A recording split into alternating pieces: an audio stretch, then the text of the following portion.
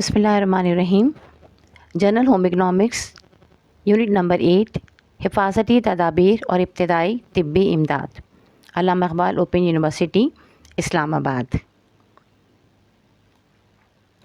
تحریر ڈاکٹر محمد اسلم اصغر۔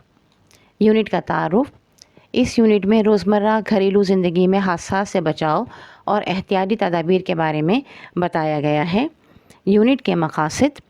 اس یونٹ میں مختلف حادثات سے محفوظ رہنے کے اقدامات اور حادثہ ہونے کی صورت میں ابتدائی طبی امداد بہم پہنچانے کے طریقے بیان کیے گئے ہیں۔ یونٹ کو پڑھنے کے بعد امید ہے کہ آپ اس قابل ہو جائیں گے کہ نمبر 1 ابتدائی طبی امداد دینے کے چند اہم اصولوں پر عمل کر سکیں، نمبر 2 بجلی، دواؤں اور زہریلی اشیاء، آگ اور چوٹ لگنے سے متعلق حفاظتی تدابیر اختیار کر سکیں، اور بوقت ضرورت حادثے کی صورت میں ابتدائی طبی امداد پر عمل کرنے کی کوشش کریں گے۔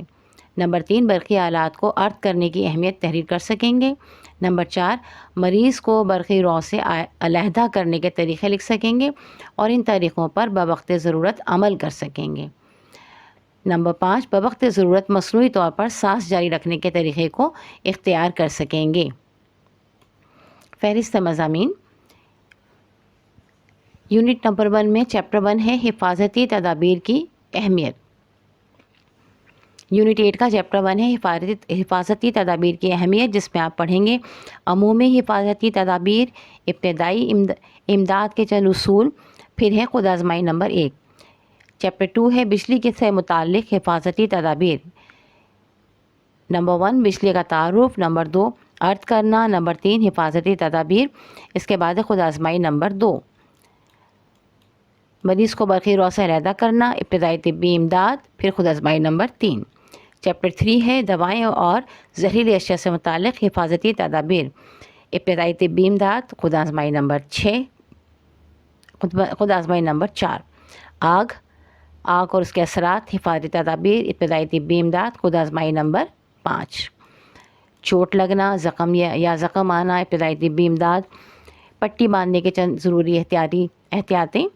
نمبر 6 ابتدائی طبی امداد کا بکس، ابتدائی طبی امداد کا سامان کی احتیاط، جوابات، خود آزمائی نمبر، تمام خود آزمائی کے۔ فہرست اشکال میں آپ کو مختلف تصاویر ملیں گی۔ عام تار کے حصے بدن میں برقی رو گزرنے کے اثرات، برقی رو ٹوٹی ہوئی تار کی وجہ سے برقی رو نہیں گزر رہی، خراب استری کو ہاتھ لگانے سے جھٹکا محسوس ہو رہا ہے، 2 پن پلگ استری کو 3 پلگ سے جوڑ کر ارتھ کیا گیا ہے، خراب استری کو آدمی چھو رہا ہے لیکن ارتھ ہونے کی وجہ سے جھٹکا نہیں لگ رہا۔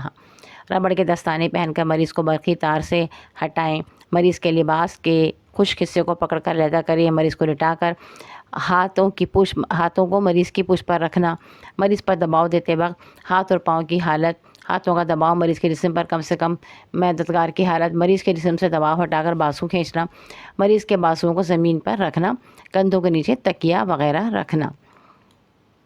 پھر اس کے علاوہ ہیں کلائیاں پکڑ کر چھاتی پر دباؤ ڈالنا، سینے پر سے دباؤ کم کر کے بازو کو اوپر باہر کھینچنا، دوائیں بچوں کے پاؤں سے دور رکھیں، شربت کی بوتل میں مٹی کا تیل رکھا ہے، 2 اونس پانی میں 3 چمچ نمک ملا کر پئیں۔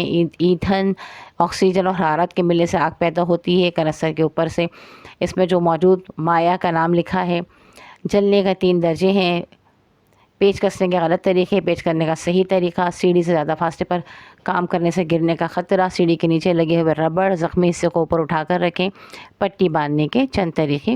تو یہ تمام تصاویر آپ کو اپنی کتاب میں ملیں گی۔ اب آئیے ہم چیپٹر 1 اسٹارٹ کرتے ہیں، حفاظتی تدابیر کی اہمیت۔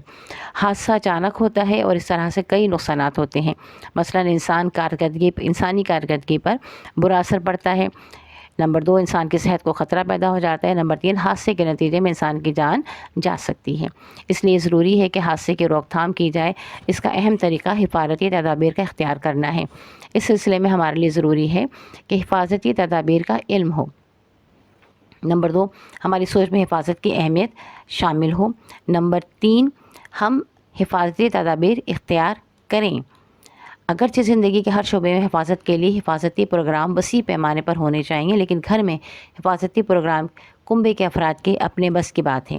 نیز گھر میں حفاظتی تدابیر کے سلسلے میں کچھ نہ کچھ قوانین موجود ہیں۔ گھر میں ایسے 2 امور کا نام لیں جن کے سلسلے میں قوانین کی پابندی ضروری ہوتی ہے اور بنیادی طور پر اہل خانہ کے لیے ہوں. یہ بریکٹ میں لکھا ہوا ہے انہوں نے باکس میں. اس کے بعد اگر آپ کے گھر میں بجلی ہے تو گھر والوں سے دریافت کریں کہ بجلی کا کنیکشن لینے سے پہلے کس قسم کا سرٹیفکیٹ گھر کی وائرنگ کے لیے حاصل کرنا ہوتا ہے. بجلی کی سپلائی حاصل کرنے سے پہلے گھر کی وائرنگ کسی لائسنس یافتہ کاریگر سے کرانا ہوتی ہے جو اس کے صحیح ہونے کا سرٹیفکیٹ دیتا ہے. اس طرح گھر میں جلائی جانے والی قدرتی گیس کا کنیکشن اس وقت تک نہیں دیا جاتا جب تک کہ کمپنی یہ تسلی نہ کر لے کہ گھر کے اندر پائپوں کے جوڑ وغیرہ سے گیس بالکل خارج نہیں ہوگی. ظاہر ہے کہ اگر گیس کسی جوڑ سے خارج ہو تو آگ لگنے کا خطرہ ہوگا. نیز کسی کمرے میں اس زہریلی گیس کے جمع ہونے سے جاندار کے مرنے کا خطرہ ہوتا ہے. یہ وجہ ہے کہ اس بارے میں پڑتال کی جاتی ہے. حفاظتی تدابیر کا اختیار کرنا ضروری ہوتا ہے. بچپن سے لے کر ساری عمر انسان حادثات کا شکار ہوتے ہیں اور حادثہ یا زخموں کی وجہ سے گھر کا کوئی نہ کوئی فرد کام پر جا سکتا ہے نہیں جا سکتا یا کم سے کم ان کا علاج کراتا ہے. اس کے نتیجے میں نہ صرف یہ کہ کام کا خرچ ہوتا ہے بلکہ بالواسطہ طور پر اس کے لیے خرچ بھی کرنا پڑتا ہے. ظاہر ہے کہ اگر کوئی شخص گھر میں بیمار ہو اور تکلیف میں ہو تو آپ اسے چھوڑ کر تو نہیں جائیں گے نا. آپ اس کے علاج کے لیے لے کر جائیں گے اور اس کے لیے آپ کو ٹائم چاہیے ہے. اسپتالوں میں جانا کوئی آسان کام تو نہیں ہے. پیسہ بھی خرچ ہوتا ہے اور وقت بھی خرچ ہوتا ہے. اور پھر اس کے بعد آج کل تو ہمارے ملک میں تو ایسے اسپتال ہیں کہ مریض کو فائدہ بھی نہیں ہوتا. آپ کو کئی ہاسپٹلس جو ہیں وہ لے کر گھومنا پڑتا ہے. مجھے خود اچھی طرح سے یاد ہے میری والدہ کی بیماری میں ایک رات میں تقریباً 5 ہاسپٹلز ہم نے چینج کیے تھے اور وجہ یہ تھی کہ وہاں پہ آکسیجن اویلیبل نہیں تھی. ہم جب ایک ہاسپٹل جاتے تو پہلے ہمیں یہ پتہ ہوتا کہ ہاں یہاں پر ہے. جب تک ہم وہاں پہنچتے وہاں اس وقت تک وہاں پہ کوئی دوسرا مریض آ چکا ہوتا. یعنی اس قدر کمی تھی اس چیز کی جو کہ ایک بہت امپورٹنٹ چیز ہے.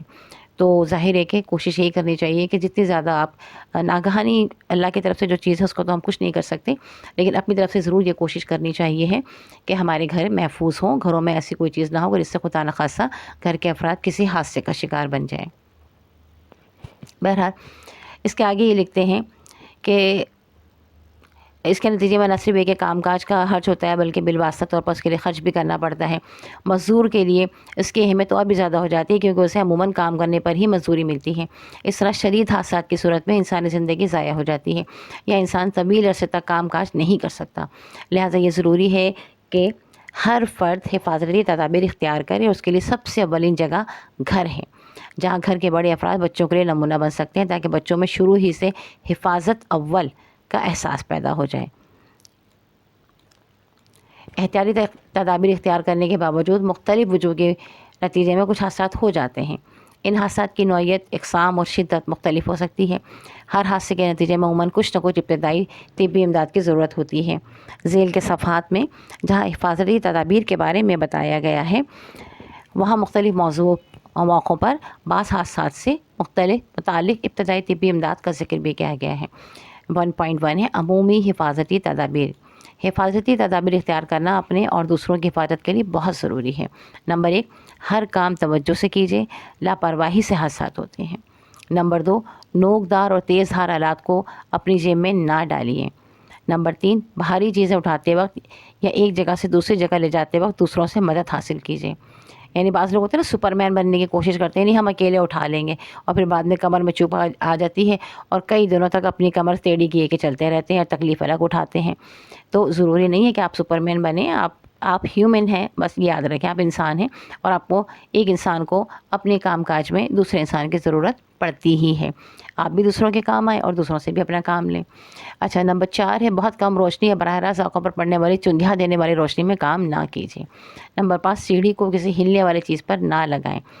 نمبر 6 ہے گھر میں استعمال ہونے والے اوزاروں کے دستے کسے ہوئے ہونے چاہیے. خاص کر چھریاں ہتھوڑی وغیرہ جو استعمال ہوتی ہیں پتہ چلا آپ نے ہتھوڑی ماری اور صرف ڈنڈا آپ کے ہاتھ میں رہ گیا اور آگے کی ہتھوڑی کا جو حصہ ہے وہ اچھل کے کہیں کسی اور کو لگا اور شدید قسم کا حادثہ پیش آ گیا. تو چیزوں کو استعمال کرنے سے پہلے دیکھ لینا چاہیے کہ پراپرلی یہ انٹیکٹ ہے فکس ہے. اس کے بعد ہے 1.2 ابتدائی طبی امداد کے چند اصول. نمبر 1 ابتدائی طبی امداد میں حالات کے مطابق عمل کرنے کی ضرورت ہوتی ہے لیکن اگر حادثہ شدید ہو تو اس کے لیے مندرجہ ذیل اصولوں پر عمل کیجیے. نمبر 1 ضروری ابتدائی طبی امداد دیں. نمبر 2 مریض کو لٹائے رکھیں. نمبر 3 یہ معلوم کرنے کی کوشش کریں کہ زخم کہاں ہے کس قسم کے ہیں اور ان کے لیے مزید کیا کرنا ہے. عموماً ابتدائی طبی امداد کے بعد جلد سے جلد مریض کو ڈاکٹر کے پاس لے جائیں یا ڈاکٹر کو بلانے کا انتظام کریں۔ نمبر 4، ابتدائی طبی امداد میں بے ہوش یا نیم بے ہوش آدمی کو مائع یعنی پانی وغیرہ نہ دیں۔ نمبر 5، اگر زخم ہو تو اسے نہایت احتیاط سے اٹھائیں۔ نمبر 6، اگر حادثہ زہریلی گیس سے ہوا ہو تو مریض کو اس کمرے سے باہر کھلی یا ہوا یا صاف ہوا میں لے آئیں، لیکن ٹھنڈی ہوا سے بچائیں۔ نمبر 7، اگر مریض بے ہوش ہو تو اس کے کپڑے ڈھیلے کر دیں اور ہڈی وغیرہ نہ ٹوٹی ہو تو مریض کو نمبر 1 ایک پہلو پر لیٹائیں۔ نمبر 2، اس کے سر کے نیچے سرہانہ رکھ دیں کہ اس کے منہ سے تھوک وغیرہ ایک طرف نکلتا رہے، جس سے اس کی سانس لینے میں آسانی پیدا ہو۔ اس کے بعد ہے آپ کے پاس خود آزمائی نمبر 1۔ ہدایت نیچے دیے گئے بیانات میں سے صحیح اور غلط کو علیحدہ علیحدہ کر کے بیان، اگر صحیح ہے تو صحیح کا گرد دائرہ لگائیں اور اگر غلط ہے تو غلط کے گرد دائرہ لگائیں۔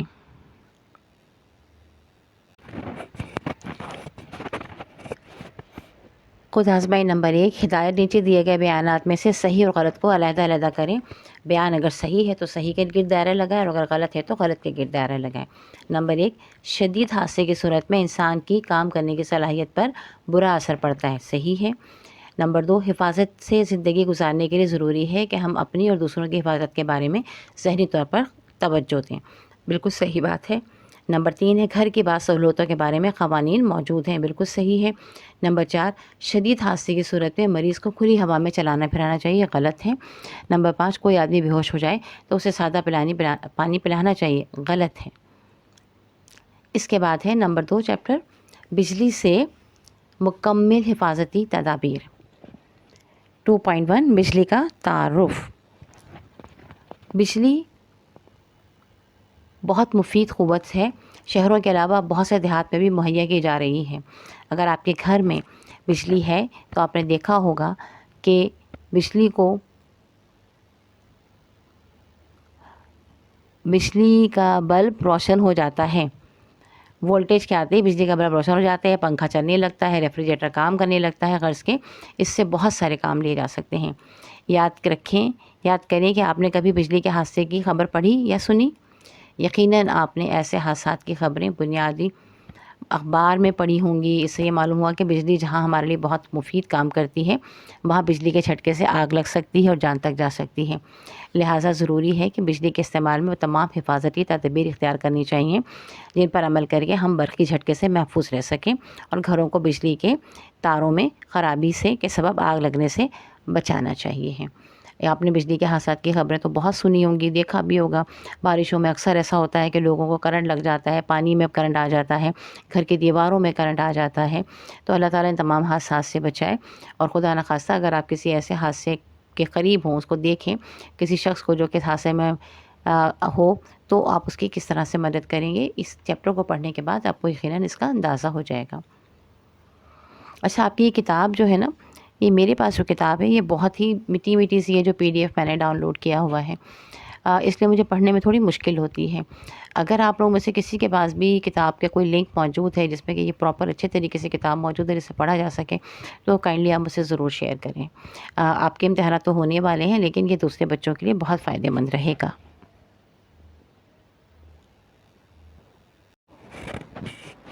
نمبر 2، بجلی سے مکمل حفاظتی تدابیر۔ 2.1 بجلی کا تعارف۔ بجلی بہت مفید قوت ہے، شہروں کے علاوہ بہت سے دیہات میں بھی مہیا کی جا رہی ہے۔ اگر آپ کے گھر میں بجلی ہے تو آپ نے دیکھا ہوگا کہ بجلی کا بٹن دباتے ہی بلب روشن ہو جاتا ہے، پنکھا چلنے لگتا ہے، ریفریجریٹر کام کرنے لگتا ہے، غرض اس سے بہت سے کام لیے جاتے ہیں۔ یاد کریں کہ آپ نے کبھی بجلی کے حادثے کی خبر پڑھی یا سنی؟ یقیناً آپ نے ایسے حادثات کی خبریں اخبار میں پڑھی ہوں گی۔ اس سے یہ معلوم ہوا کہ بجلی ہمارے لیے بہت مفید کام کرتی ہے، وہیں اس کے جھٹکے سے آگ لگ سکتی ہے اور جان تک جا سکتی ہے۔ لہٰذا ضروری ہے کہ بجلی کے استعمال میں تمام حفاظتی تدابیر اختیار کرنی چاہیے، ان پر عمل کر کے ہم برقی جھٹکے سے محفوظ رہ سکیں اور گھروں کو بجلی کے تاروں میں خرابی کے سبب آگ لگنے سے بچا سکیں۔ اس سے پہلے کہ آپ بجلی کے بارے میں پڑھیں، ہم آپ کو بجلی سے متعلق چند باتیں بتاتے ہیں۔ بجلی تمام دیہاتوں میں بجلی کے تاروں میں سے گزاری جا سکتی ہے۔ ان چیزوں کو موصل کہا جاتا ہے۔ بڑے بڑے خشک لکڑی کے کپڑے وغیرہ میں سے بجلی نہیں گزر سکتی۔ کہ ٹکڑے وغیرہ میں سے بجلی نہیں گزر سکتی. ایسی چیزوں کو غیر موصل کہتے ہیں. یعنی میں آپ کو ویسے ہی بتا دیتی ہوں کیونکہ یہاں بہت خراب اس کی پرنٹنگ ہے، جس سے کچھ سمجھ نہیں آ رہا کہ لکھا ہوا کیا ہے، لیکن جو معنی سمجھ میں ہے وہ یہی ہے کہ دیکھیں جن چیزوں سے جو دھات کی ایسی چیزیں ہوں جن میں سے کہ بجلی گزر جائے اسے ہم کہتے ہیں موصل یعنی کنڈکٹر، اور جن میں سے بجلی نہیں گزر سکتی انہیں ہم کہتے ہیں انسولیٹر، یا وہ کنڈکٹر نہیں ہوتے، اردو میں ہم اس کو غیر موصل کہتے ہیں. لائک پلاسٹک ہے، لکڑی کا ٹکڑا ہے، کپڑے ہیں، ان میں سے بجلی نہیں گزر سکتی. لیکن تاروں میں سے، لوہے میں سے، ان تمام چیزوں، پیتل میں سے، ان تمام چیزوں میں سے بجلی گزر سکتی ہے، اور لہٰذا وہ ایسی چیزوں کو جن میں سے بجلی گزر سکتی ہے ان کو چھونے سے پہلے ہمیں احتیاط کرنی چاہیے. اب کہتے ہیں گھر میں استعمال ہونے والے کسی تار کا ایک ٹکڑا لیں، آپ کو اس میں کم سے کم 2 حصے نظر آئیں گے، جیسا کہ شکل میں دکھایا گیا، شکل تصویر بتائی گئی جس میں حفاظت خور اوپر پلاسٹک کا چڑھا ہوا ہے اور اندر اس کے جو ہے وہ تار ہے. اچھا، اس حفاظتی خور جو ہاتھ پلاسٹک کا ہے یہ جو ہے وہ آپ کا غیر موصل ہے، جبکہ تار جو ہے وہ دھاتی ہے اور وہ موثر ہے، یعنی اس میں سے بجلی گزر سکتی ہے. اچھا، ہمارے گھروں میں جو بجلی مہیا کی جاتی ہے اسے اے سی الٹرنیٹیو کرنٹ کہا جاتا ہے، جبکہ سیلوں، کاروں، بسوں اور ٹریکٹروں کی بیٹریوں میں استعمال ہونے والی کو ڈی سی کرنٹ کہا جاتا ہے، یعنی ڈائریکٹ کرنٹ کہا جاتا ہے. گھروں کو ملنے والی برقی دباؤ 230 وولٹ ہوتا ہے، اور اس وقت یہ بجلی جب ہم بٹن آن کرتے ہیں تو یہ بجلی جسم میں سے گزرنا شروع ہو جاتی ہے. شکل نمبر 2.8 میں بتایا گیا ہے کہ انسان پر اس کا کیسے اثر ہوتا ہے. اب دیکھیں بہت زیادہ جل جانا جو ہے وہ 5% ہے، بدن کا جل جانا 4% ہے، 0.4% ہے، سانس کا رک جانا 0.2% ہے. موت کا امکان ہوگا، جبکہ یہ اب یہاں پہ جو ہے کلیئر نہیں لکھا ہوا ہے، واضح نہیں ہے. 6 ہوگا یقیناً. اس کے بعد 3 یا 4 یا 5 اس طرح سے بے ہوش ہونا، سانس کا رک جانا، سانس اکھڑ جانا، فالج ہو جانا، ہلکا سا جھٹکا ہونا، یہ تمام کی تمام جو ہیں وہ صورتیں ہیں جس میں کہ بجلی کا کرنٹ زیادہ باڈی میں سے گزر جاتا ہے. اب کہتے ہیں یاد رکھیے کہ برقی رو کی مقدار ناپنے کی اکائی ایمپیئر ہے، جبکہ برقی کی پیمائش وولٹ ہے. برقی دباؤ کی پیمائش جو ہے وہ وولٹ ہے. الف برقی دور. شکل نمبر 8.3 دیکھیے، اس میں ایک سیل کے دونوں سروں تک تاروں کی مدد سے ایئر بلب جوڑا گیا ہے اور بلب روشن ہو گیا ہے. عموماً آپ نے دیکھا ہوگا کہ ایک تار لیں اور ایک سیل لیں، سیل کے منہ کے اوپر آپ بلب رکھیں اور اس کے ساتھ ہی تار کے ساتھ جو ہے وہ نیچے اس تار کو سیل کے پیندے میں لگا دیں تو بلب روشن ہو جاتا ہے. تو بالکل اسی طرح کا یہاں پہ بھی ایک نقشہ بتایا گیا ہے. یہ ظاہر ہوتا ہے کہ بجلی گزرنے کا راستہ مکمل ہے اور کرنٹ یا برقی رو کرنٹ جا رہی ہے. برقی رو کے بہنے کے مکمل ہونے کی صورت میں جو برقی دور بنتا ہے اسے مکمل برقی رو یا کمپلیٹ کرنٹ کہتے ہیں. اب شکل نمبر 8.4 میں آپ دیکھیں،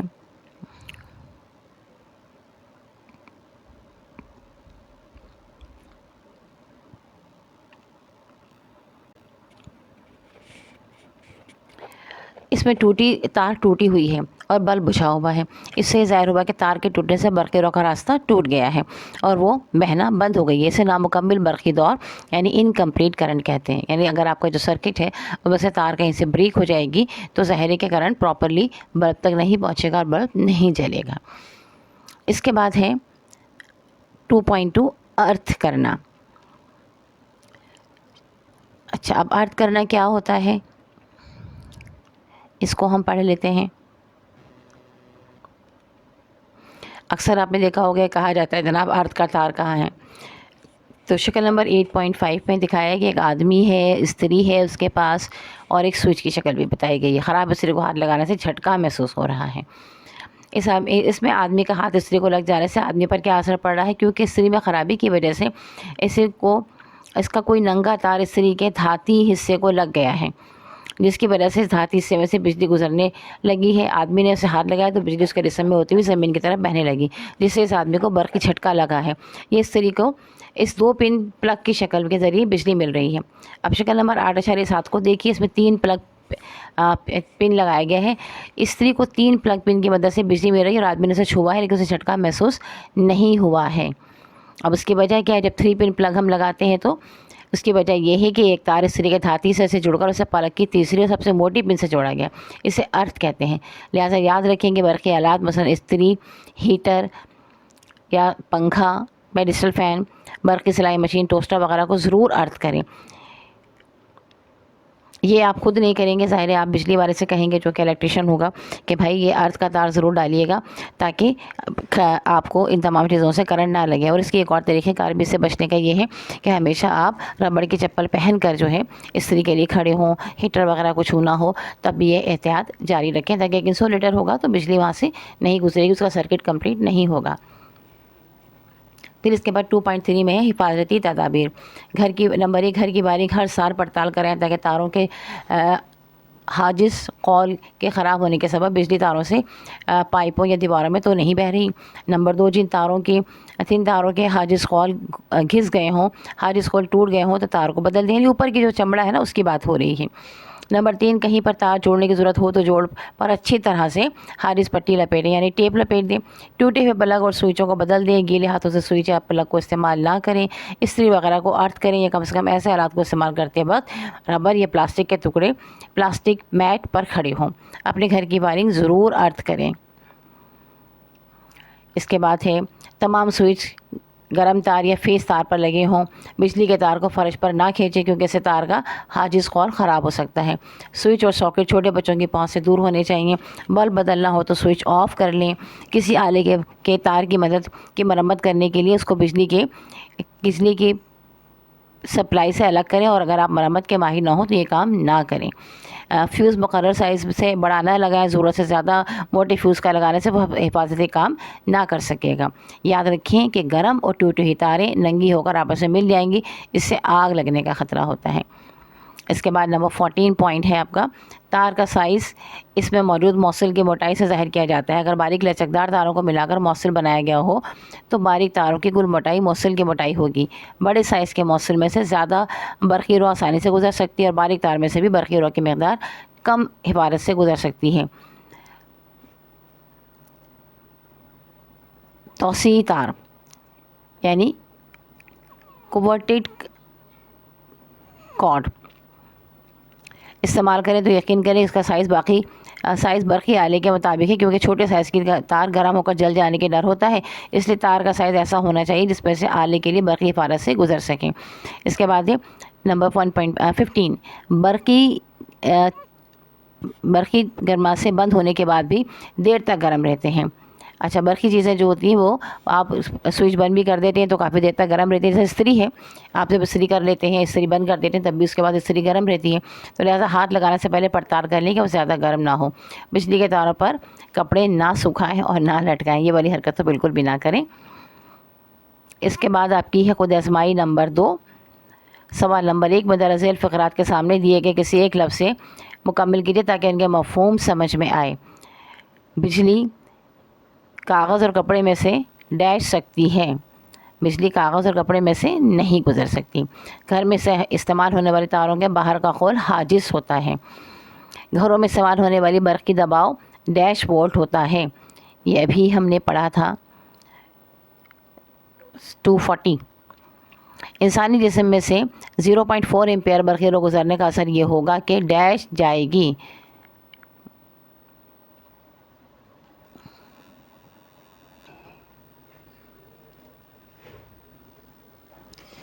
گھروں میں استعمال ہونے والا برقی دباؤ ڈیش وولٹ ہوتا ہے، تو صحیح جواب ہے 230 وولٹ۔ اس کے بعد نمبر 4 ہے انسانی جسم میں سے 0.4 ایمپیئر برقی رو گزرنے کا اثر یہ ہوگا کہ سانس پھول جائے گی، سانس رک جائے گی، سانس بند ہو جائے گی، تو جناب سانس رک جائے گی۔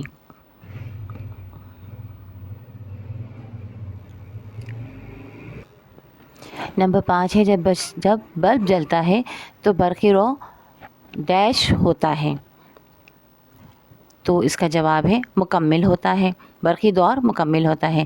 نمبر 6 ہے 3 پلگ میں ارتھ والی پن کی شناخت یہ ہے کہ وہ ڈیش ہوتی ہے، وہ موٹی ہوتی ہے۔ نمبر 7 حفاظت کے لیے برقی آلات کو ڈیش کرنا چاہیے۔ ارتھ کرنا چاہیے، ارتھ نہیں کرنا چاہیے تو جناب ارتھ کرنا چاہیے۔ نمبر 8، فیوز کا سائز ڈیش ہونا چاہیے، ایک ہے نمبر 8، تار کو جوڑ لگایا جائے تو اس پر ڈیش لپٹنی چاہیے، حاجز پٹی لپیٹنی چاہیے ہے۔ فیوز کا سائز ڈیش ہونا چاہیے، ضرورت کے مطابق ہونا چاہیے ہے۔ کسی آلے کے لیے ایسی تار استعمال کرنی چاہیے جس میں سے آلے کے لیے ضروری ڈیش حفاظت سے گزر سکے، برقی رو حفاظت سے گزر سکے، اس کا جواب ہے۔ اس کے بعد ہے عملی کام۔ نمبر 1، گھر میں بجلی موجود ہے تو ان آلات کی فہرست بنائیں جو ارتھ نہیں کیے گئے ہیں۔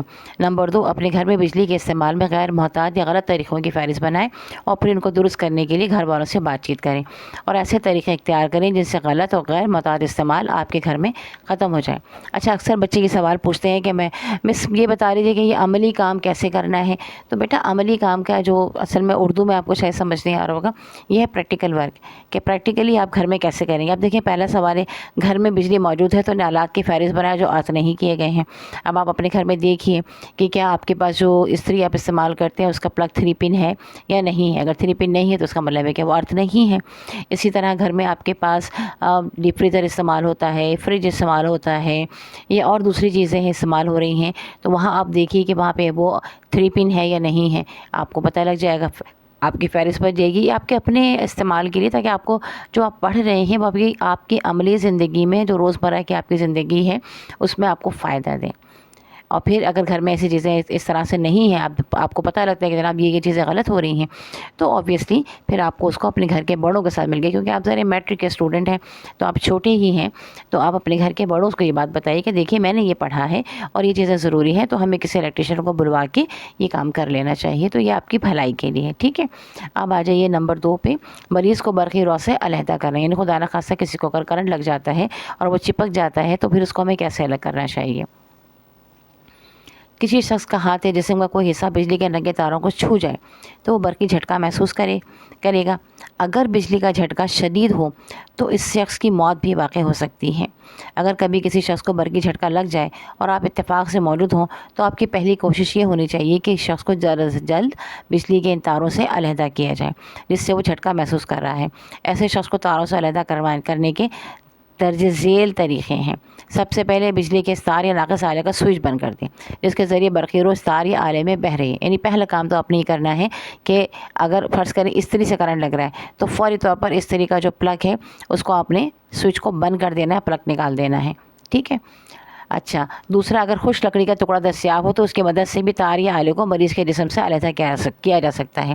یعنی ایسا بھی ہو سکتا ہے نا کہ بجلی کا استری جو ہے وہ اس طرح ہو یا وہ شخص ایسے کھڑا ہوا ہو کہ آپ کا ہاتھ سوئچ تک نہیں جا رہا، آپ اسی سوئچ کو بند نہیں کر سکتے، تو آپ کیا کریں گے، آپ فوری طور پر ایک لکڑی کا ٹکڑا لیں گے اور لکڑی کا ٹکڑا لے کر آپ اس کو جو ہے وہ اس شخص کو اس سے پکڑ کے علیحدہ کریں گے، دھکا دیں گے اس سے، تاکہ وہ وہاں سے بجلی کے تار سے جو چپکا ہوا ہے وہاں سے اس کو جھٹکا لگ جائے، وہ الگ ہو جائے۔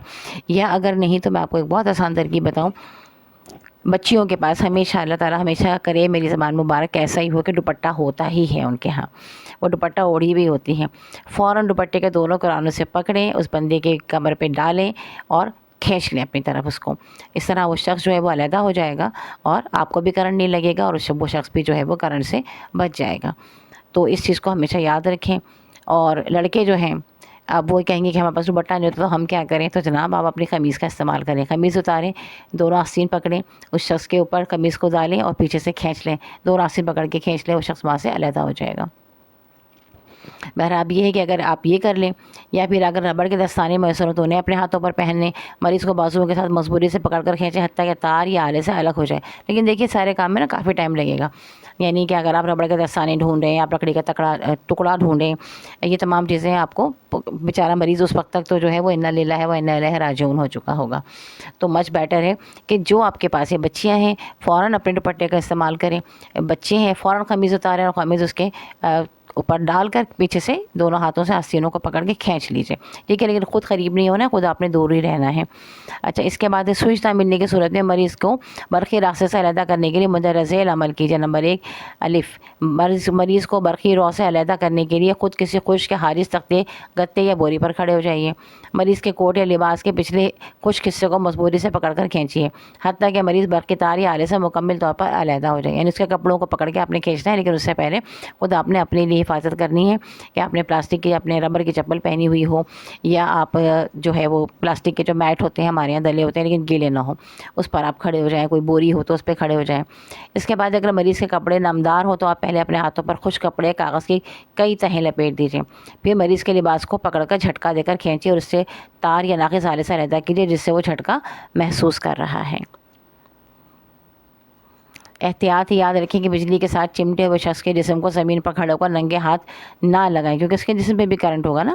ابتدائی طبی امداد، مریض کو برقی دور سے علیحدہ کرنا اور اس کے بعد اس کے کپڑوں، جسم اور حالت کو بغور جائزہ لیجیے اور دیکھیے کہ اس کے کپڑے تو نہیں جل رہے، اگر کپڑے جل رہے ہوں تو اسے کسی موٹے کپڑے یا کمبل میں لپیٹ دیجیے، اس سے آگ بجھ جائے گی۔ اب مریض کے سانس چل رہا ہو تو فوراً ڈاکٹر کو بلائیے، بصورت دیگر اس کی سانس کی بحالی کے لیے مندرجہ ذیل تدابیر پر عمل کیجیے۔ نمبر 1، مریض کا جسم جھلس گیا ہو یا اس پر چٹاک پڑ گئے ہوں تو اس طرح لٹائیے کہ زخموں یا چٹاکوں پر تکلیف نہ ہو، یعنی جو اس کی کھرچ آئی ہے، جلن ہو گئی ہے، وہ اس پہ تکلیف نہ ہو۔ مریض کا جسم جھلس گیا، اس پہ چٹاک پڑ گئے ہوں تو اچھا۔ اس کے بعد نمبر 2، جیسا کہ شکل نمبر 8.11 میں دکھایا گیا ہے۔ اچھا جناب، 8.11 میں کیا دکھایا گیا ہے دیکھ لیتے ہیں دوبارہ سے۔ اس کو الٹا لٹا دینا ہے، یعنی اس کی سینے کے بل اس کو لٹا دینا ہے۔ پھر اس کے بعد ہے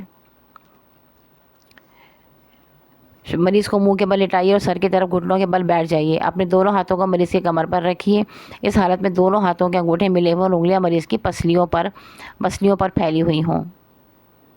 اب آہستہ آہستہ مریض کے جسم کو نیچے کی طرف دبائیے۔ اس صورت میں آپ مریض کے جسم پر عمودی حالت میں آ جائیں گے، یعنی آپ ایک ورٹیکل پوزیشن میں سیدھے کھڑے ہوئے آ جائیں گے اور آپ کے جسم کا وزن آپ کے ہاتھوں پر پڑے گا۔ دیکھیے شکل نمبر 8.12 انہوں نے بتایا کہ دونوں ہاتھوں سے آپ اس پر پریشر کریں گے۔ اس عمل کو ایکسپائریشن کہتے ہیں۔ اس عمل سے مریض کے پھیپھڑوں کو سکڑنے میں مدد ملتی ہے، یعنی آپ اس کو سانس لینے میں مدد دیں گے۔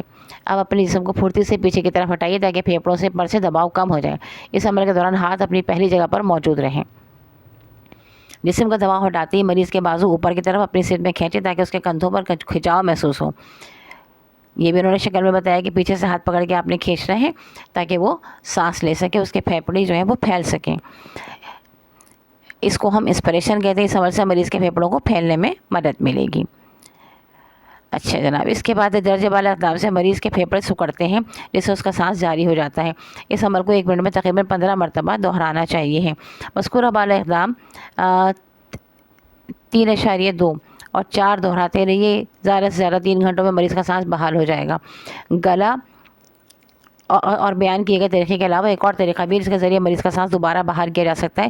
اس طریقے کو تفصیل سے حسب ذیل ہے۔ اچھا، اس کی تفصیل حسب ذیل ہے۔ نمبر 1، مریض کو سیدھا لٹا کر اس کے سینے اور پیٹ کے اوپر کے کپڑے ڈھیلے کریں یا اتار دیں۔ اب کوئی تکیہ یا کپڑا مریض کے کندھوں کے نیچے رکھیں تاکہ مریض کا سر نیچے لٹکا رہے۔ دیکھیے، اچھا جیسے ہم گردن پیچھے لٹکا کے اکثر بچے جو ہیں وہ بیڈ وغیرہ پہ لیٹ جاتے ہیں نا، اس طرح سے اب کوئی تکیہ یا کپڑا مریض کے کندھوں کے نیچے رکھیں تاکہ مریض کا سر نیچے لٹکا رہے۔ مریض کے سرہانے گھٹنوں کے بل بیٹھیے اور اس کے دونوں بازوؤں کو کلائی سے پکڑیے اور ان کو کراس کیجیے اور انہیں سینے پر دبائیے، یعنی اپنے اٹھا کے آگے پیچھے دونوں طرف جیسے ہم ہاتھ باندھ لیتے ہیں نا، ویسے اپنے اس کو کراس کرنا ہے۔ ایسا کرنے سے ہوا پھیپھڑوں سے باہر نکلتی ہے۔ اب دباؤ جلدی سے کم کر دیجیے اور مریض کے بازوؤں کو سر سے اوپر اور باہر کی طرف کھینچیے، اس سے ہوا پھیپھڑوں کے اندر جائے گی۔ سمجھ لیجیے جیسے ہم بٹر فلائی چلاتے ہیں نا بچے ہاتھوں سے، تو آپ نے بٹر فلائی چلانی ہے۔ اقدام نمبر 3 اور 4 1 منٹ میں 12 مرتبہ دہرائیے۔ برقی جھٹکے کے علاج کے دوران میں اس بات کا خیال رکھیے کہ کسی بھی عمل میں سختی نہ آئے، کیونکہ ایسا کرنے سے مریض کو آرام و سکون کے بجائے تکلیف پہنچتی ہے۔ مریض کو سردی سے بچائیے اور افاقہ ہونے پر پینے کے لیے صرف پانی دیا جا سکتا ہے۔ اچھا، اس کے علاوہ انہوں نے کچھ لخلخہ بھی مریض کو دیا جا سکتا ہے۔ کہا اب یہ لخلخہ کیا ہے یہ پتہ نہیں مجھے بھی۔ ابتدائی طبی امداد کے دوران فوراً ڈاکٹر کو طلب کیا جائے اور ان کے مشورے کے بغیر مریض کو کسی قسم کی دوا یا چیز کھانے کو نہ دی جائے۔ اگر مریض کا کوئی جسم کا حصہ بجلی سے جلا ہو تو اولیت سانس جاری کرنے کو دیکھو۔ کوئی ساتھی مل جائے تو اسے جلے ہوئے حصے کی ابتدائی طبی امداد کو کہیں جیسا حصہ 2.6 میں دیا گیا ہے۔ اب اچھا، اس کے بعد ہے خود آزمائی نمبر 3۔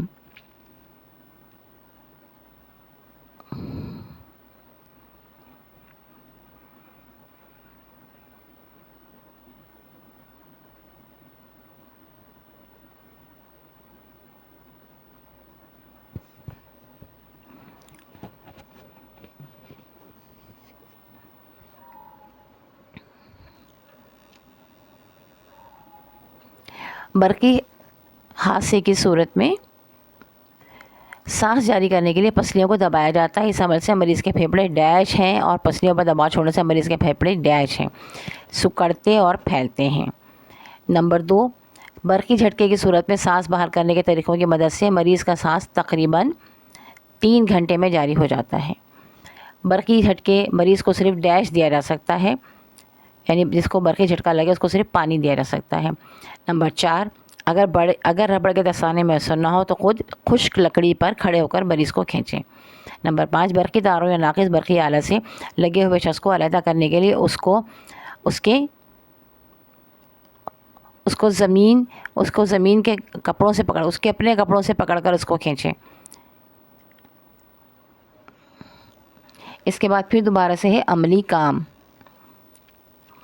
اب دیکھیں عملی کام کے لیے جیسے میں نے آپ کو بتایا کہ عملی مطلب پریکٹیکلی آپ نے خود ہی اس کام کو کرنا ہے.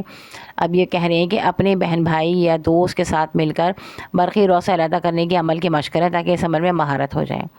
کسی کے ساتھی کی مدد سے مصنوعی طور پر سانس جاری کرنے کے عمل کی مشق کریں تاکہ ضرورت پڑنے پر مناسب طریقے سے کام کر سکیں. دیکھیے یہ آپ پریکٹس کریں گے تو یہ آپ کو کام آئے گا، ورنہ آپ خدا نہ کرے کوئی ایسی مصیبت پڑ جاتی ہے تو پھر آپ پریشانی ہوتے رہیں گے کہ کیا کرنا ہے، آپ کو پتہ ہی نہیں ہے، حالانکہ آپ نے پورا ہوم اکنامکس کا کورس کیا ہوا ہے. اچھا جناب، نمبر 3 ہے دوائیں اور زہریلی اشیاء سے حفاظتی تدابیر. دوا بیماری کا علاج ہے، لیکن دوائی کی غیر ضروری مقدار کھا یا پی لی جائے تو وہ خطرناک ثابت ہو سکتی ہے. اس سے جان جا سکتی ہے، چاہے وہ دوائی بظاہر معمولی ہی ہو. مثلا سر درد اور زکام کی گولیاں، فولاد کے ٹانک، نیند اور گولیاں وغیرہ. لہٰذا ضروری ہے کہ نمبر 1 دوا مقررہ مقدار سے زیادہ استعمال نہ کریں. نمبر 2 بایا دوا استعمال کے بعد بچ جائے تو اسے ضائع کر دینا بہتر ہے. نمبر 3 ادویات کی بوتلوں پر ان کا نام لکھ دیا جائے تاکہ غلط استعمال کا خطرہ نہ رہے. نمبر 4 عام طور پر ادویات پر ان کے استعمال کی آخری تاریخ لکھی ہوتی ہے، لہٰذا مقررہ تاریخ کے بعد ایسی دواؤں کو ضائع کر دیں. نمبر 5 تمام دواؤں کو ایک باکس میں بند کر کے تالا لگا دیا جائے تاکہ ان تک بچوں کی رسائی نہ ہو. یہ بہت ضروری ہے کیونکہ اکثر بچے جو ہیں بعض دواؤں کی شکلیں بھی ایسی ہوتی ہیں کہ وہ لگتا ہے کہ بنٹی کی شکل کی ہوتی ہیں، جو بچوں کی چھوٹی چاکلیٹس ہوتی ہیں، بچوں سے شوق سے کھاتے ہیں. تو بچے سمجھتے ہیں کہ امی نے یہ چھپا کے جو بنٹیز مجھ سے رکھی ہیں، لہٰذا وہ نکال کر کھا لیتے ہیں. تو بہت زیادہ احتیاط کرنی چاہیے کہ بچوں کی پہنچ جو ہے وہ دواؤں تک نہ ہو. پھر ہے اگر دوائیں باکس میں نہ رکھی جائیں تو انہیں بلندی پر رکھیں تاکہ بچے ان تک نہ پہنچ سکیں. پھر ہے ایسے کھلونے بچوں کے لیے لیں جن پر پکا رنگ کیا گیا ہو. بہتر یہ ہوگا کہ کھلونوں پر رنگ نہ کیا ہو کیونکہ ہو سکتا ہے کہ ان رنگوں میں کچھ زہریلی اشیاء کی آمیزش ہو. بالکل صحیح بات ہے، ایسے کھلونے بالکل بھی نہ خریدیں. چاہے آپ کم کھلونے دیں اپنے بچوں کو، لیکن اچھے کھلونے دیں جو کہ بچے کے لیے نقصان کا باعث نہ بنے. ایسے کھلونے بچوں کے لیے جن پر پکا رنگ کیا گیا، بہتر یہ ہوگا کہ کھلونوں پر رنگ نہ ہو کیونکہ پھر بچے اگر اس کو چوسے گا، چھوٹے بچے ہوتے ہیں منہ میں لے لیتے ہیں تو ظاہر ہے وہ زہریلا ہو سکتا ہے. کوشش کریں کہ بچے رنگ کیے گئے کھلونوں کو منہ سے نہ چبائیں. اب یہ بہت مشکل ہے، آپ بچوں کو پکڑ کر یہ روک نہیں سکتے، بچہ ایسا کرے گا، اس لیے بہتر یہ ہے کہ آپ ایسے بچوں کے لیے ایسے کھلونے لیں ہی نہ. پھر دوبارہ سے آگے عملی کام. گھر میں زیر استعمال ادویات، مرکبات اور زہریلی ادویات کی ایک فہرست تیار کریں.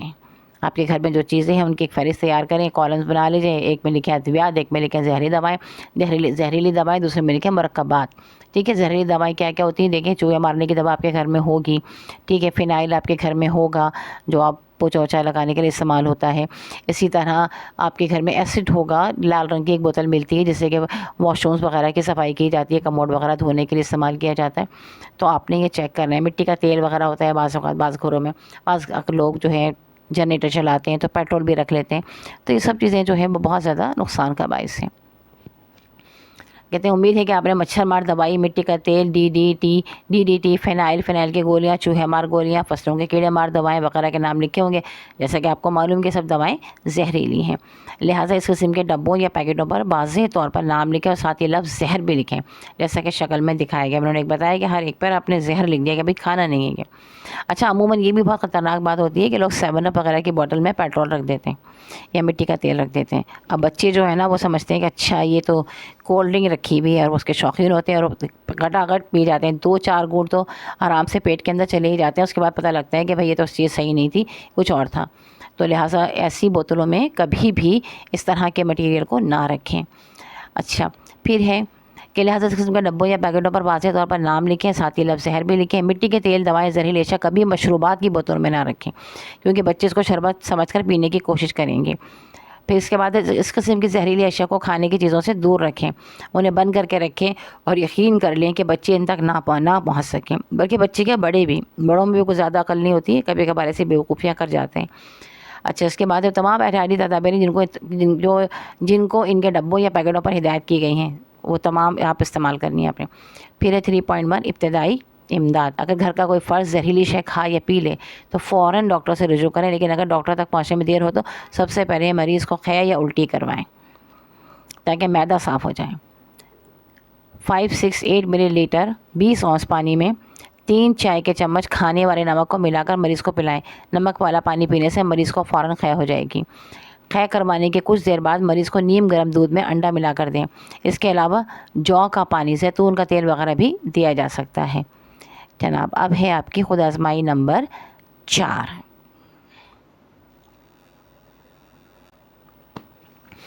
نمبر 1، سیسا ایک زہریلی دھات ہے، صحیح ہے۔ ادویات کی شیشوں پر کچھ نہیں لکھنا چاہیے، غلط بات ہے۔ اس کو لکھنا چاہیے کہ ادویات ہیں۔ کیڑے مار دوائیں، چوہے مار گولیاں وغیرہ بلندی پر رکھنی چاہیے ہیں، بالکل صحیح ہے۔ استعمال کی مقررہ تاریخ کے بعد ادویات کو استعمال کرنے میں کوئی حرج نہیں ہے، غلط ہے۔ ایکسپائری کے بعد آپ نے دوا استعمال نہیں کرنی ہے۔ دوا زیادہ مقدار میں استعمال کرنے سے مریض کو جلد آرام آ جاتا ہے، بالکل غلط ہے۔ دوا زیادہ استعمال کرنے سے مریض کو کبھی بھی جلد آرام نہیں آتا، اس بات کا بہت خیال رکھنا چاہیے۔ عموماً ایسے حادثات ہوتے ہی رہتے ہیں، شاید ایک مرتبہ آپ نے سنا ہوگا، بہت زیادہ یہ اخبارات میں بھی آیا تھا کہ والدہ جو ہے وہ گئی ہوئی تھی اور بچوں کو کھانسی ہو رہی تھی، تو چھوٹی بچی گھر میں موجود تھی۔ اس نے کیا کیا کہ اس نے کہا بھائی کو بہت زیادہ کھانسی ہو رہی ہے اور اس کی کھانسی کم ہی نہیں ہو رہی، تو اس نے پوری بوٹل جو ہے اس کو پلا دی تھی، جس کے بعد ظاہر ہے کہ ایمرجنسی میں وہ بچہ لینڈ کر گیا اور اس کے لیے بڑی مشکلات ہوئیں۔ تو یہ بات خیال رکھنی چاہیے دھیان میں کہ ایسا ہرگز نہیں ہے، آپ زیادہ دوائی کھا لیں گے تو وہ آپ کے لیے فائدہ مند نہیں ہوگی، بلکہ نقصان کا باعث ہوگی۔ اس کی اتنی ہی ڈوز لینی چاہیے جتنی کی ڈوز ضروری ہے یا ڈاکٹر نے آپ کو ریکمینڈ کی ہے، اس سے زیادہ آپ ہرگز بھی نہ لیں۔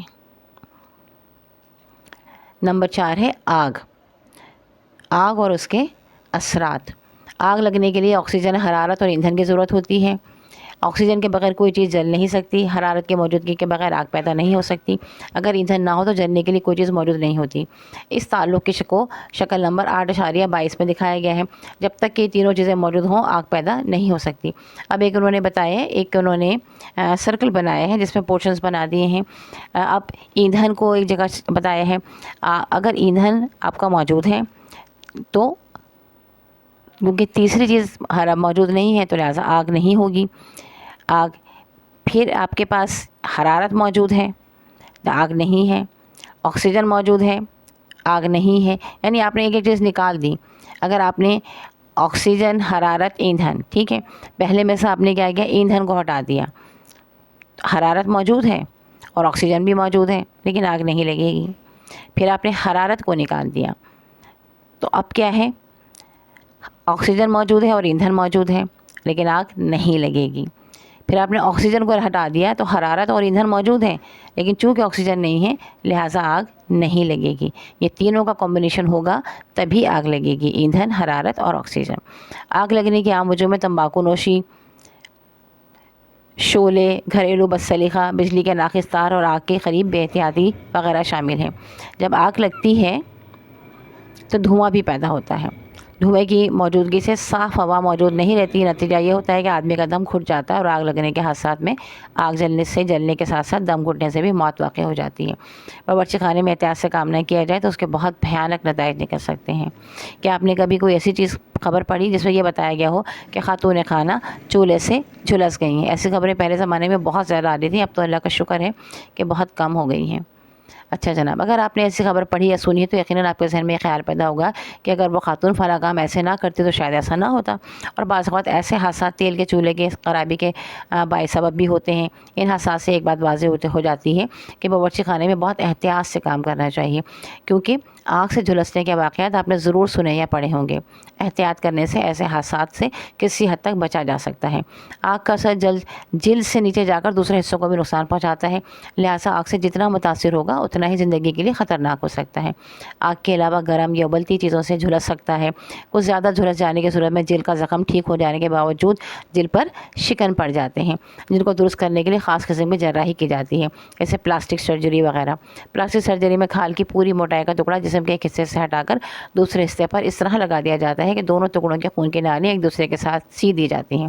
یہ خاص خوردبین کی مدد سے کیا جاتا ہے، جس سے خون کی نہایت باریک نالیوں کو ایک دوسرے سے جوڑ کر سی دیا جاتا ہے۔ اس طرح نقصان پہنچی ہوئی جگہ پر صحت مند اور درست جلد لگ جاتی ہے، لیکن یہ بہت ہی مہنگا طریقہ ہے اور اس کی سہولتیں بھی عام نہیں ہیں، لہذا ضروری ہے کہ آگ کے نقصان سے محفوظ رہنے کی کوشش کی جائے۔ ہمارے ملک میں بہت سے حصوں اور شہروں میں کھانا پکانے اور پانی گرم کرنے کے لیے مٹی کے تیل کے چولہے استعمال ہوتے ہیں۔ اس کے علاوہ مٹی کا تیل گھروں میں لالٹین جلانے کے بھی کام آتا ہے۔ بعض اوقات دیہات میں پیٹرول یا ڈیزل کی کچھ مقدار لا کر گھر میں رکھ لی جاتی ہے۔ ان مایات کی آگ بہت جلد پکڑتی ہے۔ آپ کے خیال میں اوپر بیان کیے گئے مایات میں سے کس کو آگ سب سے پہلے لگ سکتی ہے؟ ظاہر ہے پیٹرول کو، مٹی کے تیل کو۔ مٹی کا تیل اگر رکھا ہو تو بہت تیزی سے آگ جو ہے وہ اس کو پکڑے گی۔ اچھا جناب، اب ہے آپ کا جواب یقیناً پیٹرول ہوگا، اس سے آپ کو خطرے کا اندازہ ہو گیا ہوگا۔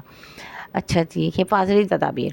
آگ لگنے کے حادثوں سے محفوظ رہنے کے لیے ضروری ہے کہ نمبر 1، ایسے مقامات جن کو آگ لگ سکتی ہے گھر کے بالکل علیحدہ حصے میں رکھیں اور انہیں تیز تپش آگ سے بھی دور رکھیں۔ کوشش کریں کہ پیٹرول یا ڈیزل کے ڈبوں یا کنستروں میں نہ لایا جائے۔ بوتل، ڈبے یا کنستر پر واضح الفاظ میں اس مائع کا نام لکھ دیا جائے جو اس میں موجود ہے، جیسا کہ یہاں شکل میں ڈبہ بتایا، کنستر اس پہ لکھا ہوا ہے مٹی کا تیل، یعنی یہ نہیں کہ کھانا عموماً تیل کے جو کھانا پکانے کا تیل ہوتا ہے اس کے بھی کنستر ہوتے ہیں نا، گھی کے بھی کنستر ہوتے ہیں، اس میں آپ نے تیل رکھا ہوا ہے تو لکھ دیں بھائی جب مٹی کا تیل رکھا ہے تو اس میں لکھ دیجیے اس میں مٹی کا تیل رکھا ہے، اس میں پیٹرول رکھا ہے، اس میں پیٹرول رکھا ہوا ہے۔ اس کے بعد یہ بوتل، ڈبے یا کنستر پر واضح الفاظ میں اس کا نام لکھ دیں، ٹھیک ہے۔ نمبر 5 ہے چولہے، انگیٹھی یا کسی اور جلتی چیز سے مناسب فاصلے پر رکھیں۔ عموماً یہ خواتین کرتی ہیں، چولہے کے برابر میں ہی پیٹرول بھی رکھ لیا ہے کہ بھئی فوراً اگر ختم ہو جائے گا تو فوراً ڈالنے میں آسانی ہوگی، لیکن وہ ڈالنے سے پہلے بھڑک بھی سکتا ہے، اس لیے احتیاط کرنی چاہیے۔ آگ پکڑنے والی چیزوں، تنکوں، لکڑی کے برادے اور باریک لکڑیوں کو آگ سے ذرا دور رکھیں تاکہ وہ آگ نہ پکڑ لیں۔ چولہے، انگیٹھی یا ہیٹر کے قریب کپڑے سنبھال کر بیٹھیں تاکہ کسی کپڑے کا سرے پر آگ نہ لگ جائے، اور خاص کر ریشمی کپڑے پہن کر ہرگز نہ بیٹھیں۔ ابلتے پانی، گرم گھی، دودھ، چائے یا تیل وغیرہ کو احتیاط سے استعمال کریں تاکہ اس سے گرنے کا امکان نہ رہے۔ گرم اشیاء کو کسی ایسی جگہ رکھیں کہ بچے اس میں ہاتھ نہ ڈال سکیں اور نہ ہی چھو سکیں۔ چولہے کے پاس یا خود اس کی نگرانی کریں کہ بچے اس کے قریب نہ آئیں۔ باورچی خانے میں ساڑی یا زیادہ کھلے یا ڈھیلے ڈھالے کپڑے پہننے سے احتیاط کریں کیونکہ ان کا آگ پکڑنے کا زیادہ خطرہ ہوتا ہے۔ نائلون کے کپڑے پہن کر کھانا پکانے سے احتیاط کریں کیونکہ آگ لگنے کی صورت میں اسے بجھانا مشکل ہوتا ہے۔ کھانا پکاتے وقت اپنے کپڑوں کو آگ لگنے کے خطرے سے بچانے کے لیے لبادہ، ایپرن یا اوور آل پہنیں۔ اگر ایپرن یا اوور آل پہنے تو دوپٹے کے دونوں سروں کو اس کے اندر کر لیں۔ اگر خدا نہ خاصہ کپڑوں کو آگ لگ جائے تو بھاگنے کے بجائے فرش پر لوٹ پوٹ ہونے لگے اور ممکن ہو تو کمبل وغیرہ لپیٹ لیں۔ سر کے بال باندھ کر رکھیں، اگر بال کھلے ہوں تو انہیں آگ لگنے کا خطرہ ہوتا ہے۔ اس کے علاوہ کچھ بال کھانے میں گر سکتے ہیں۔ دیا سلائی جلانے سے پہلے ڈبیا بند کر لیں۔ گیس کے چولہوں کو جلانے سے پہلے نہ کھولیں بلکہ دیا سلائی جلا کر دوسرے ہاتھ سے گیس کھولیں اور دیا سلائی کو گیس والے حصے کے برابر کی حد کے قریب رکھیں، یعنی ہاتھ کے درمیان میں نہ لے جائیں تاکہ گیس کو آگ لگنے پر ہاتھ نہ سلجھ جائیں۔ ورنہ چولہے کے بیچ میں ہاتھ رکھا ہوا ہے، آپ گیس جلائیے تو ظاہر ہے کہ ہاتھ تو گیا ہے نا۔ اگر ماچس کی تیلی بجھ جائے تو گیس بند کر دیں، پھر دوبارہ تیلی جلائیں اور گیس کھول کر اسے آگ دکھائیں۔ جو چولہا نمبر 19 ہے یہ، جو چولہا جلانا ہو صرف اسے کھولیں اور جلائیں، دوسرے چولہوں کی پڑتال کر لیں کہ وہ اچھی طرح بند ہیں۔ بعض وقت یہ ہوتا ہے کہ بس ماچس کی تیلی بچانے کے لیے 2-3 چولہے ایک ساتھ کھول دیے جاتے ہیں کہ ایک کے بعد ایک ہم لگا دیں گے، تو وہ ایک ماچس کی تیلی اتنی قیمتی نہیں ہے جتنی قیمتی آپ کی جان ہے، لہٰذا دوسری ماچس کی تیلی جلائیے، دوسرا چولہا جلائیے، پھر اس پہ لگائیے۔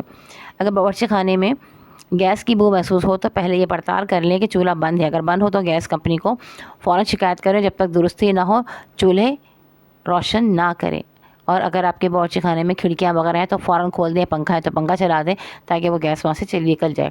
کوئلے کی انگیٹھی استعمال کرنا ہو تو کوئلوں کو باورچی خانے سے باہر دہکا کر اندر لائیں تاکہ گیس نہ پھیلے۔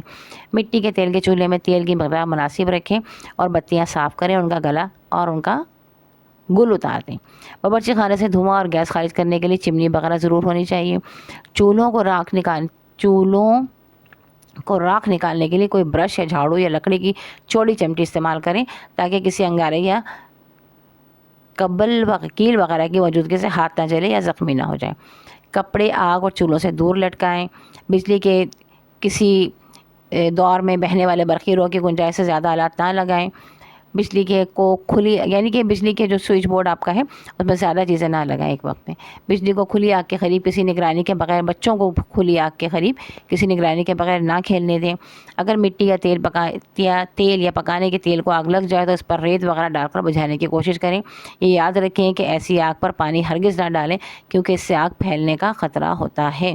اور ویسے بھی اگر آپ کبھی کھانا بنا رہے ہو تو ایسا ہوتا ہے کہ جب آپ فرائنگ کر رہے ہیں تو کڑھائی میں آگ لگ جاتی ہے، تو اس میں کوئی پانی وانی ڈالنے کی ضرورت نہیں ہوتی ہے. فوراً ڈھکن لیں اور کڑھائی کو ڈھک دیں، آگ بند ہو جائے گی. پریشر کوکر کو اس وقت تک نہ کھولیں جب تک کہ اس کی تمام بھاپ نہ نکل جائے. پریشر کوکر میں سبزی، دال یا گوشت وغیرہ پکانے میں وقت کا خیال رکھیں. نیز دباؤ ظاہر کرنے کی گیج لگی ہو تو دیے گئے ہدایات کے مطابق دباؤ کا خیال رکھیں. کسی چیز کو گھی یا تیل میں تلتے وقت برتن کا ڈھکنا قریب رکھیں تاکہ چھینٹے وغیرہ گرنے کی صورت میں اس کو ڈھکا جا سکے. تلتے وقت چھینٹوں سے محفوظ رہنے کے لیے تلی جانے والی چیزوں کو برتن کے کنارے کے قریب سے آہستہ سے گھی یا تیل میں اتاریں اور درمیان میں ڈالنے سے چھینٹے جسم پر پڑنے کا خطرہ ہوتا ہے. چولہے پر سے ہانڈی یا دیگچی وغیرہ اتارنے کے لیے بڑا کپڑا استعمال نہ کریں. کھانا پکاتے وقت اپنے آپ کو بھاپ سے بچائیں. پھلوں اور سبزیوں کے چھلکے فرش پر نہ گرائیں، مبادا کوئی ان پر سے پھسل جائے. باورچی خانے کا ساز و سامان بے ترتیبی سے فرش پر نہ رکھیں تاکہ ٹھوکر نہ لگے اور کام کرنے میں رکاوٹ نہ بنے. چھینکے وغیرہ کی اونچائی پر لٹکائیں، نہ لٹکائیں کہ ان کے کسی سے ٹکرانے کا امکان ہو. جلتی ہوئی لکڑی یا کوئلے وغیرہ کو اٹھاتے وقت چنگاریوں وغیرہ کا خیال رکھیں. جب آگ کی ضرورت ہو تو اسے بجھا دیں، جب آگ کی ضرورت نہ ہو تو اسے بجھا دیں. اگر لکڑیاں وغیرہ ہو تو انہیں پانی اور کوئلے ہوں تو انہیں ڈھکنے والے برتن میں ڈال کر بجھا دیں تاکہ دوبارہ استعمال ہو سکے اور چنگاریاں نہ اڑیں. دھات کے چمچوں کو لکڑی کا دستہ لگا ہو تاکہ چمچے کے گرم ہونے سے ہاتھ نہ جلیں. قدرتی گیس کے کنیکشنوں اور برقی وائرنگ کی سال میں کم سے کم ایک مرتبہ ضرور پڑتال کریں تاکہ کوئی نقصان نہ ہو. کپڑوں اور پردوں کو چولہے یا گرمالے سے دور رکھیں. کسی برقی دور پر اس کی گنجائش سے بڑا آلہ نہ لگائیں کیونکہ ستاروں میں آگ لگ جانے کا ڈر ہوتا ہے. دیا سلائی کو بچوں کی پہنچ سے دور رکھیں. اکثر بچے ہوتے ہیں ان کو بڑا شوق ہوتا ہے دیا سلائی جلا جلا کے پھینکتے رہتے ہیں. یہ پتہ ہی نہیں ہوتا پھینک کس پہ رہے ہیں. کبھی ایسا ہوتا ہے کہ آپ نے میلے کپڑے جہاں رکھے وہ ان پہ لگا دیے اور ایک زبردست قسم کی آگ جو ہے وہ لگ گئی. یا خدا نہ خاصہ کوئی ایسا آگ پکڑنے والا مایا رکھا ہوا ہے، پیٹرول ہے، مٹی کا تیل ہے، تو یہ بہت خطرناک کام ہو سکتا ہے. لہٰذا دیا سلائی تو خاص کر بچوں سے بہت بچا کے رکھنی چاہیے. برتنوں کے دستوں کو چولہے کی آگ سے بچائیں. بے احتیاطی سے سگریٹ یا حقہ پینے سے گھر میں آگ لگنے کا بہت ڈر ہوتا ہے. بہتر یہ ہوگا کہ حقہ یا سگریٹ پینے والے بستر میں بیٹھ کر حقہ یا سگریٹ نہ پئیں. تمباکو نوشی کے بعد یقین کر لیں گے سگریٹ کا باقی حصہ بجھا دیا گیا ہے اور حقے کو آگ لگنے والی چیزوں سے دور رکھا گیا ہے. اگر کبھی تیزاب اور پانی کو ملانا ہو تو ہمیشہ تیزاب کو پانی میں ڈالیں. نوٹ: تیزاب جلد کو جلا دیتا ہے اور کپڑوں میں سوراخ کر دیتا ہے، لہٰذا تیزاب کو نہایت احتیاط سے استعمال کریں. اگر کسی وقت جسم پر تیزاب گر پڑے تو فوراً اس پر اچھی طرح پانی ڈالیں. تیزاب کے اثر کو میٹھے سوڈے سے بھی ختم کیا جا سکتا ہے.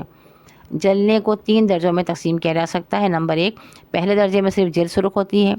دوسرے درجے میں جلی ہوئی جلد پر چھالے ہو جاتے ہیں. تیسرے درجے میں جلنے کا گہرا اثر ہوتا ہے. یہ تینوں درجے شکل نمبر 8.24 میں دکھائے گئے ہیں. انہوں نے تصویر بتائی جس میں بتایا کہ کس طرح انسان زخمی ہوا ہے. اب ہے طبی امداد. پہلی جلن کو کم کرنے کے لیے جلے ہوئے حصے کو پانی میں اچھی طرح ڈبو دیں. اس سے جلن کم ہو جائے گی اور خون کی نسیں ذرا تنگ ہونے سے جسم میں سے مائع کا اخراج بھی کم ہو جائے گا اور جلی ہوئی جلد سے فوری طور پر جلنے کے درجے کا اندازہ ذرا مشکل ہوتا ہے. نمبر 2، زخم کو نقصان دہ جراثیم سے بچانے کی ضرورت ہوتی ہے. ڈاکٹر کو دکھانے سے پہلے زخم پر جراثیم سے پاک اسٹیرائل پٹی کی تہ باندھ دیں. یاد رکھیں کہ پٹی خشک ہونی چاہیے. جلی ہوئی جلد پر چھالے کو ہرگز نہ چھوڑیں. اگر چھالا خود پھوٹ جائے تو اسے ابلے ہوئے پانی کو ٹھنڈا کر کے دھوئیں اور پھر برنول لگائیں. یہ تمام اصل میں احتیاطیں ہیں کہ اگر آپ کے گھر میں امی موجود ہیں جو کہ بہت سگھڑ ہیں اور انہوں نے آپ کو سگھڑ طریقے سے سمجھایا ہوا ہے، بتایا ہوا ہے، تو کوئی وجہ نہیں ہے کہ آپ جو ہے وہ تمام یہ ساری چیزیں جو ہیں اپنے گھر میں کر رہی ہوں گی. لیکن اگر ایسا نہیں ہے اور آپ امی کا کہنا نہیں مانتی ہیں، آپ نالائق ہیں، تب یہ تمام پریشانیاں جو ہیں اللہ نہ کرے پھر آپ کو ان سے گزرنا پڑے گا. تو بہتر ہے کہ امی کا کہنا مانیں. بخود ہی آپ کو سب سکھا دیں گی اور یہ پڑھ لیجئے، امی کو بھی بتا دیجئے، آپ کے بھی کام آئے گا. اچھا جی، خود آزمائی میں آگ جلنے کے لیے جن 3 اشیاء کی ضرورت ہوتی ہے وہ ہیں آکسیجن، ایندھن اور حرارت. ڈیش اور ڈیش اور ڈیش، ٹھیک ہے. نمبر 2، کسی کمرے میں آگ لگی ہو تو انسان آگ میں جلے بغیر ڈیش سے بھی مر سکتا ہے، دم گھٹنے سے مر سکتا ہے۔ نمبر 3، آگ سے جھلسنے کے نتیجے میں سب سے پہلے ڈیش کو نقصان پہنچتا ہے، جلد کو نقصان پہنچتا ہے۔ آگ لگنے والے مادے کو ڈیش سے دور رکھنا چاہیے، حرارت یا تپش سے دور رکھنا چاہیے۔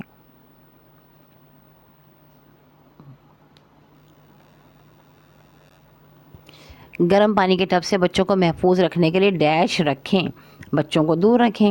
نمبر 6، گیس کا چولہا جلانے کے لیے پہلے ڈیش جلائیں، دیا سلائی یعنی ماچس جلائیں۔ نمبر 7، کوئلوں کے جلنے سے ڈیش گیس خارج ہوتی ہے، اس لیے چمنی ضروری ہے، زہریلی گیس خارج ہوتی ہے۔ نمبر 8، تیزاب اور پانی کو ملانے کے لیے ڈیش کو ڈیش میں ڈالیں، تیزاب کو پانی میں ڈالیں، پانی میں تیزاب نہ ڈالیں بلکہ پہلے ملانے کے لیے تیزاب کو پانی میں ڈالیں۔ پھر سگریٹ کا بجھا ہوا ٹکڑا ڈیش دینا چاہیے ہے، بجھا دینا چاہیے ہے۔ پھر اس کے بعد ہے آپ کے پاس پکوڑے تلتے وقت پکوڑوں کا مسالہ گھی میں ذرا قریب سے ڈالنا چاہیے ہے۔ اس کے بعد ہے جناب چوٹ لگنا یا زخم آنا۔ عام طور پر چوٹ گرنے سے لگتی ہے، اور اگر کوئی تیز یا نوکدار چیز لگ جائے تو انسان زخمی بھی ہو جاتا ہے۔ ان سے بچنے کے لیے مندرجہ ذیل حفاظتی تدابیر اختیار کریں۔ نمبر 1، بچوں کے کھلونے ایسے ہوں جن کے کنارے تیز نہ ہوں تاکہ بچے زخمی نہ ہوں۔ نمبر 2، گھر کو صاف ستھرا اور گھومنے پھرنے کے علاقے سے چیزوں کو ضرور دور رکھیں تاکہ ٹھوکر لگنے سے کوئی چیز گر نہ جائے۔ نمبر 3، چیز کو ہاتھ میں پکڑ کر پیچ نہ لگائیں، اس طرح زخمی ہو سکتا ہے۔ جس چیز میں پیچ کسنا ہو اس کو زمین یا دیوار کے ساتھ رکھ کر پیچ کسیں۔ نمبر 4، گھر کے بوڑھوں اور ضعیف افراد کو اندھیرے میں چلنے سے روکیں۔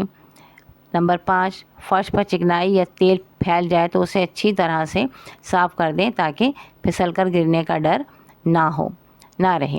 نمبر 4، کسی کام میں جلد بازی نہ کریں۔ نمبر 7، وقتاً فوقتاً سیڑھیوں کی پڑتال کرتے رہیں کہ وہ اچھی حالت میں ہیں۔ سیڑھیوں پر کوئی چیز پڑی بھی نہ ہو، بچے عموماً کھیل میں اپنی کوئی نہ کوئی کھلونا چھوڑ دیتے ہیں، تو اب اندھیرے میں اگر آپ اتر رہے ہوں یا بے دہانی میں اتر رہے ہوں تو چوٹ لگ سکتی ہے۔ لکڑی یا دھات کی سیڑھی میں کوئی نقص معلوم ہو یا کوئی ڈنڈا ٹوٹ جائے تو استعمال سے پہلے درست کرائیں۔ فرش اچھی حالت میں رکھیں چاہے وہ کچے ہی کیوں نہ ہوں، یعنی پکا فرش نہیں ہے آپ کے پاس، کوئی موزائک نہیں ہے تب بھی آپ کے جیسا بھی فرش ہے اس کو اچھی حالت میں رکھیں۔ فرش کی سطح ہموار ہو اور چلنے پھرنے میں کوئی رکاوٹ نہ آئے، ورنہ ٹھوکر کھا کر گرنے کا بھی ڈر ہوتا ہے۔ بچوں میں یہ عادت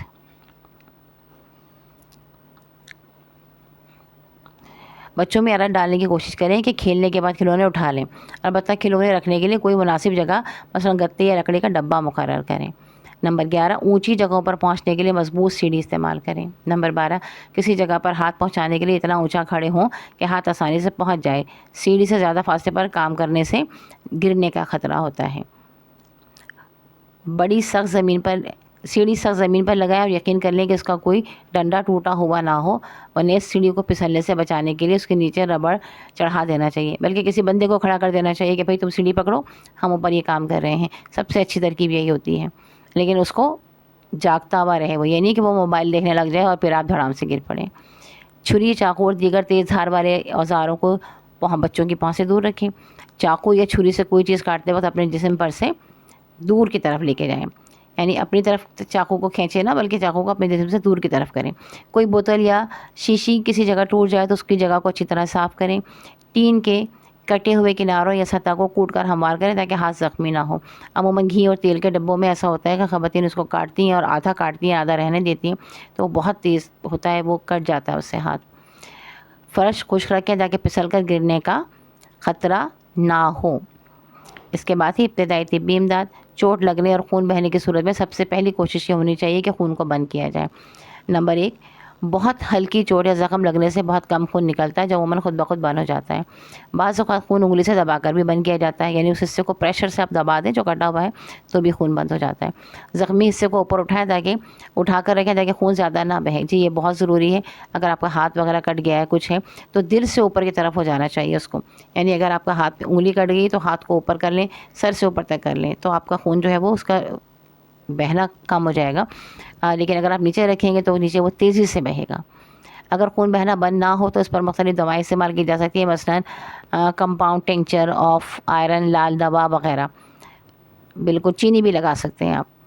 چوٹ یا زخم پر دوا استعمال کرنے سے پہلے اس کا خیال رکھنا ضروری ہے کہ زخم کو اچھی طرح نیم گرم پانی یا ڈیٹول یا اسپرٹ سے دھو لیا جائے، کیونکہ گندگی سے زخم اور بڑھنے کا خدشہ ہوتا ہے۔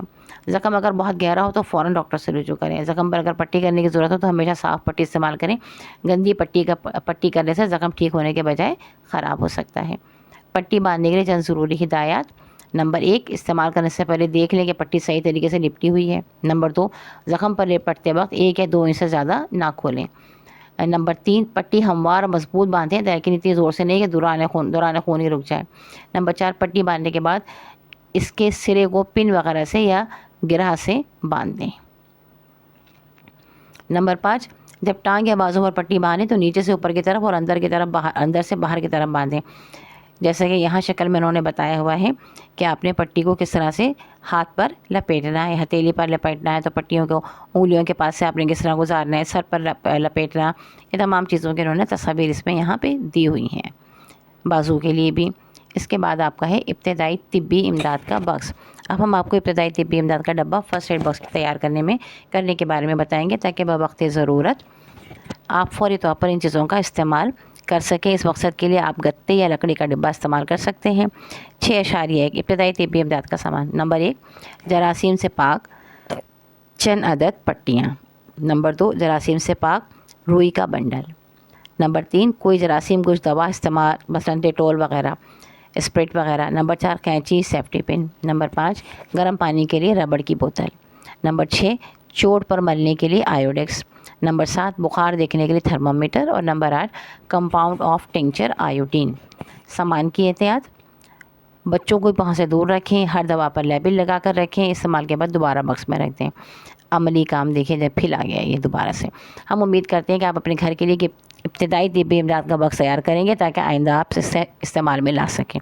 اب یہ مت پوچھیے گا کہ یہ عملی کام کیسے کرنا ہے، سمپل ایک باکس لیں اور اس کے اندر یہ تمام چیزیں جس میں لکھی ہوئی ہیں یہ تمام کے تمام رکھ دیں، آپ کا فرسٹ ایڈ باکس ریڈی ہو جائے گا۔ ٹھیک ہے، اب یہ آپ کا یونٹ نمبر 8 بھی کمپلیٹ ہو گیا ہے۔ امید ہے کہ آپ کو امتحانات میں سے آسانی ہوگی، گرچہ امتحانات بہت قریب ہیں آپ کے۔ ہماری دعائیں آپ کے ساتھ ہیں، اللہ تعالیٰ آپ کو کامیابی عطا فرمائے اور آسانی عطا فرمائے، آمین ثم آمین۔